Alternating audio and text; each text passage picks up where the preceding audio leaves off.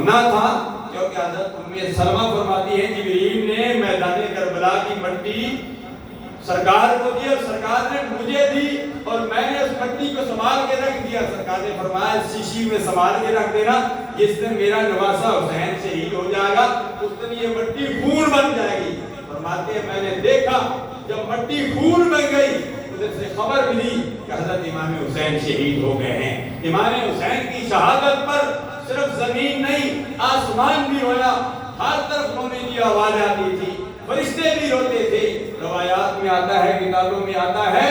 کہ بیت المقدس کا جو بھی پتھر اٹھایا جاتا تھا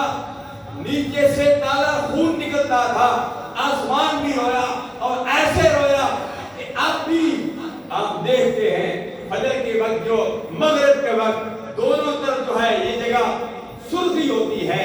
یہ سرخی امام حسین کی شہادت سے پہلے نہیں تھی۔ جب سے امام حسین کی شہادت ہوئی ہے اب سے بھی آسمان ہو رہا ہے، زمین رو رہی ہے۔ فما وقت علیہم السماء والارض،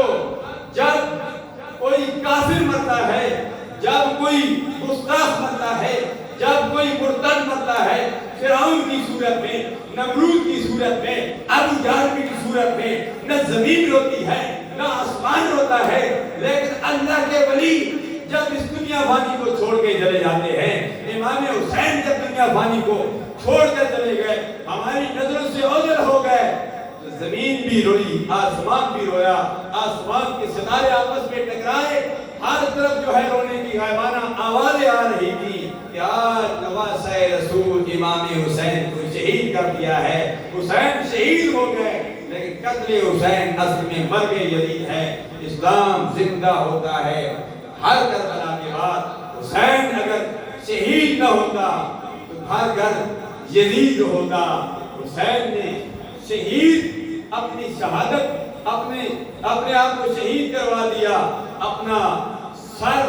رب ذوالجلال کی بارگاہ میں دے دیا، رب ذوالجلال کی بارگاہ میں جھک گئے اور دین اسلام کو بجا لیا۔ اللہ کی بارگاہ میں دعا کرتے ہیں جس طرح امام حسین نے حق و باطل کے درمیان میں امتیاز کی ہے، قیامت تک ہم سب کو امتیاز کرنے کی توفیق عطا فرمائے، یزیدی کردار سے ہم سب کو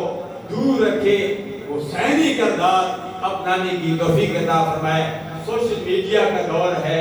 یزیدی کردار ادا کرنے والے بھی اس دنیا